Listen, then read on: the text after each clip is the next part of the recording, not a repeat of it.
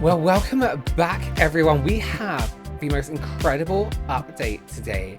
The Sonya Dakar situation. If you don't remember, Victoria went to this esthetician who was incredibly dodgy, right? She used a face peel that she shouldn't have even had and completely permanently scarred her face. Sonya Dakar is meant to be this esthetician, this facialist, this celebrity something. She basically took an acid, dropped it onto her client's face, and burnt her skin away, leaving these permanent scars. Victoria then spent another $30,000 with Sonya trying to fix the skin issue, but it was ultimately just a big scam. If you want the full story with the videos and everything like that, I'll leave a link down below for you. I'll just put like original video or something. We do have an update about Sonya. She is in trouble, let me tell you that. But here's the deal. Again, I just want to say this because I know what people are like. There's a lot of people in the world who are against people getting fillers and stuff like that and all this kind of stuff. And even facials. We're like, you don't need facials. Listen, there are people out there who want what they want and they do it. It's fine. They're all legal practices. They're all fine. They're all usually monitored and only allowed to be done by certain people. And you look at someone like Sonya who works with celebrities, you think, okay, this is going to be the best probably. You should not pay for a professional service and receive lesser than. Full stop, whatever that service is you're getting. But we do have an update. Let's watch this. Let's just have a recap of the situation. I don't really know how to accurately convey how little I want to be making this video right now, but I've kind of run out of options. So this is my story about my experience with celebrity esthetician Sonya Dakar and how she changed my face forever. I started seeing Sonya in late 2019. I was 26 and was insecure about having acne. That's not really that far out of the realm of normal for a lot of people. And I stumbled across Sonya. I started using her products at home and then ended up going in and seeing her in her clinic. I was immediately enthralled. She was so intelligent and so convinced that we could be able to clear my acne, which if anyone's been through that, that's the dream. Pretty safe bet to say that I was a very strong supporter. She also called me family. So our sessions were kind of this half skincare, half therapy. I really felt like I was hanging out with and getting advice from my mom. Flash forward to April of 2021 and I was going in for a routine facial, which by this point I had done plenty of times. We go into the room, everything is normal, standard facial, we're chit-chatting, and then she insists that we finish out the appointment with a peel. We had done a peel before, I trusted her. She, 1, is the expert, 2, knew my skin better than anybody else, and 3, the way it's described both on her website and in the room is having no downtime or irritation. So she starts the treatment. The solution is a liquid solution in a dropper, and she starts by applying it to my left cheek, then my forehead, and then my right cheek, and a small drop actually landed just below my left eyebrow. I kind of felt this immediate burning and stinging, which if you haven't had a peel before, they can have a little bit of a bite to them, but this definitely felt different. My eyes started watering. I hadn't been given eye protection, so my tear actually wiped some of this towards my hairline. Pretty quickly after saying that it actually hurt, she rinsed it off. So I opened the front-facing camera on my phone to use as a mirror, as any millennial woman probably would, and saw what I thought looked like a white cream or a white lotion, but pretty quickly realized that that was actually my skin just burned. I immediately snapped these photos and I sent them to my group chat where my friends immediately started freaking out. Every morning I would snap a photo of my face and send them to her and ask for advice on what to do, and she would give me a protocol of what to apply. Someone came up and asked me if I had acid thrown on my face, which I didn't realize at the time was kind of going to be the beginning of people asking. I mean, fairly invasive, but also it's on my face. It's a quite obvious thing. If you're looking at my face, it's one of the first things you see. So it wasn't that bizarre that someone was asking about it, but I don't think I was fully prepared for how often over the years that would come up. As the days and the weeks went on, I just kind of desperately held on to hope that she was right and she would be able to fix it. So I did about 18 sessions with her in 2021 and 12 sessions in 2022. These treatments often included pretty aggressive microneedling. I don't know if I can show some of the photos because they're quite graphic, and I think these apps might take them down, but I think this gives you a pretty good idea of what the treatment and the recovery was like. To this day, I still have no idea what was in that liquid. The dermatologist recommended a different treatment plan, which was 6 sessions of a laser. Again, felt kind of like an empty promise of 6 sessions and you'll be good. Sonya and I have not spoken since 2023. I've since been advised by a number of professionals that the liquid probably was medical grade, or at least something that an esthetician shouldn't have access to, and that's what her license is under the California Board of Barbering and Cosmetology. I've also since been informed that the microneedling treatments she was doing to fix the issue are also not covered by that license. Flash forward to today, and I still very much have marks on my face, and it's something that I'm very self-conscious about. It's the first thing I see when I wake up in the morning, the last thing I see before I go to bed. And when I see photos of myself, my first check is if the P shape on my left cheek is covered, if you can see the dent of where skin hasn't grown back in my forehead is, or if you can still see the little white spots on my right cheek. It's just overall not a great feeling to have that be the first thing you're reminded of every single day. The amount of time and energy and effort I've put in putting together every photo, video, bill, text communication that kind of supports this case, there's been no resolution.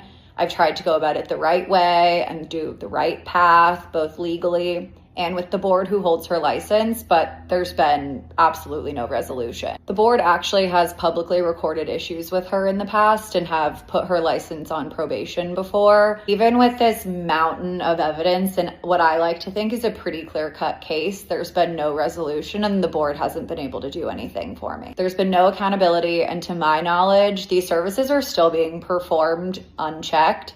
And clients just don't know, because it shouldn't be on the consumer to know what is within and without someone's license. Just because it's advertised or just because they're offering it, apparently doesn't mean they should be doing it. And I've also been told that some of her recent clients are actually quite young, as in like young teenagers. Not everyone offering services should be offering them. This doesn't just happen at sketchy storefronts or places that offer these like hacky deals.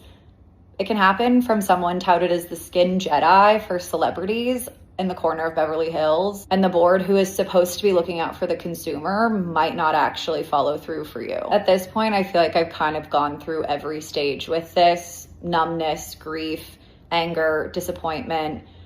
I haven't really made it to the acceptance portion of this yet, but I'm hoping that if this at least helps one person, then maybe I can start to get there. So leading up to this, Victoria did get a bit of, I guess, nerve-wracking news that there kind of wasn't going to be a hearing, right? Which meant that Victoria couldn't attend court, correct me if I'm wrong, and give her side of the story. It kind of meant that a decision was being made without her giving her side of the story, or without her giving her part, or, you know, saying how it's affected her, or being able to say to the judge, listen, this is what needs to happen, this is my experience. So I can understand being a little bit nervous, thinking, okay, are they just gonna decide themselves with no evidence, like what has gone on and how this should be dealt with? Please ignore everything about my appearance right now. I wasn't planning on filming anything today. I wasn't planning on coming on the internet pretty much at all today, or between now and the hearing.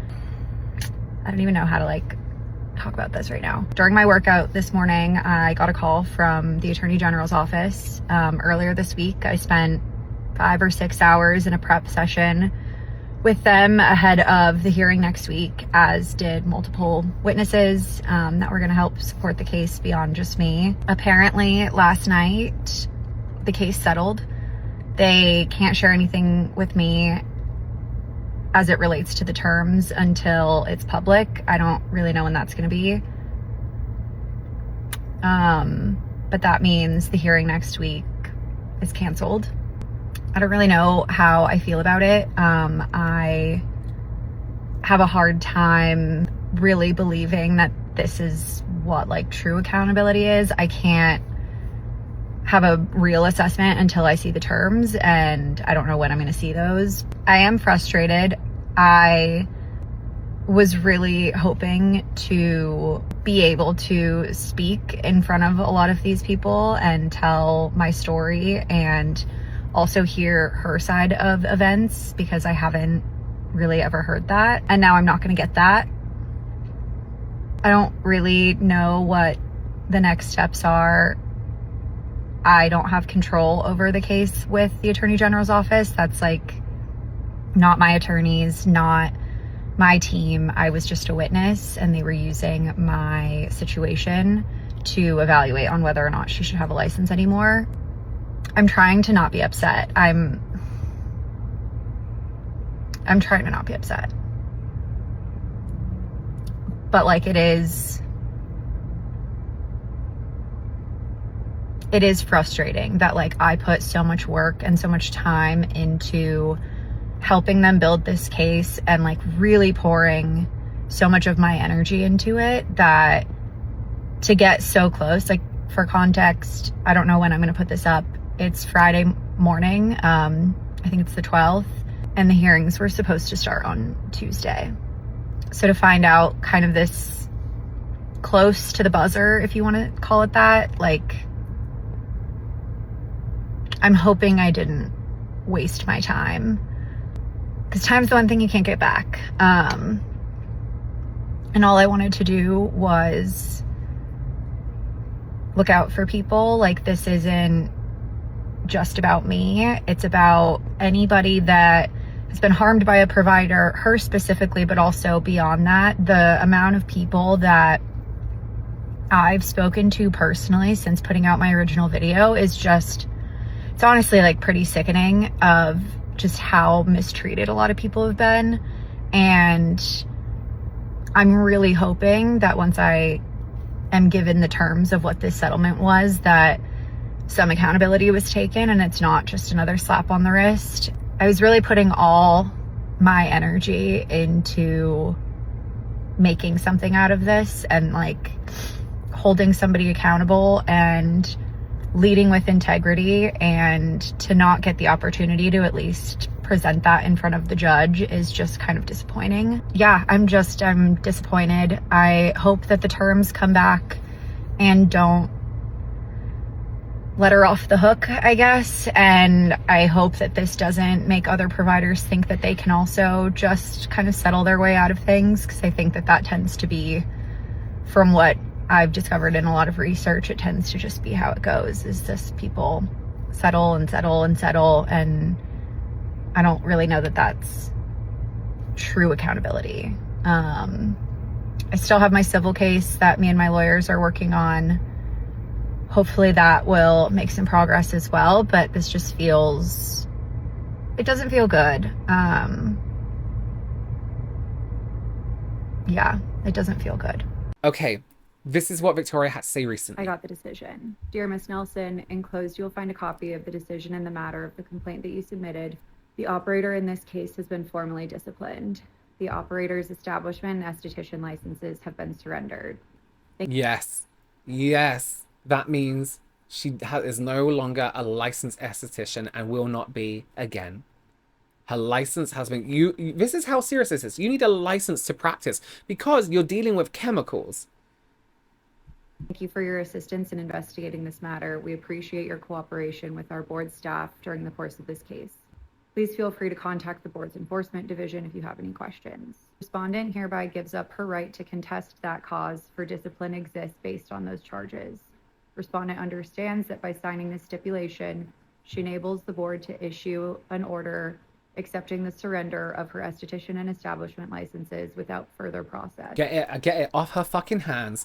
Get that. Don't let her touch anyone's face. Don't even let her touch someone's hair. Don't even let her go into hairdressing, hairstyling, hair coloring. Don't even let her be a makeup artist, because she's going to use some dirty old brushes on someone and give them a style. I got a ringworm from someone once. Let's not let her near anyone. I just landed in Spain for one of my best friend's weddings, so there's a lot to celebrate.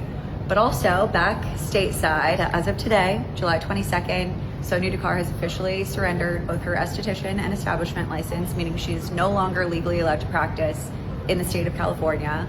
The entire decision and settlement is available on the Board of Barbering and Cosmetology's website, so you can take a look. Thank you guys for all the support. I think this is a pretty big win. That's the power of social media, is taking to social media saying, this is what someone has done to me wrongfully, and let's do something about it. I think that's great. I'm so happy her license is taken away. She can no longer practice on people legally, which is great. She should not be allowed to. Anyone who has the correct training, you know, maybe there might be 1 or 2 mistakes, but a mistake like this, burning someone's skin with an acid you should not be using. If you want the full video of that, the full update, the full legal terms, the full backstory of Victoria's journey, go ahead and check out her Instagram and TikTok. I'll have them linked down below in the description box for you. I do just want to add this as somebody in the beauty industry. It's so great to see that her skin has come such a long way from the initial incident. I hope that Victoria is pleased and happy with the progress of her skin, and that some peace is found in the fact that Sonya is never going to be able to practice again. If you go over to any of Sonya's social medias, she has not made a statement ever about this, by the way, unless I've missed it. But she has never once said sorry, apologize, given her side of the story, not that we would want to hear it, ever. Just straight up has ignored the whole thing. But she still continues to give advice and make videos on social media. But no one wants your advice. No one wants your fucking advice. No one wants your products. Your nasty AI adverts. Sonya, give up, honey. Give up, honey. Do something else. Do something else. Maybe go into politics. All right, thank you so much for joining me. Consider subscribing, give this video a thumbs up, hype if you can. And I will see you very, very soon. Bye.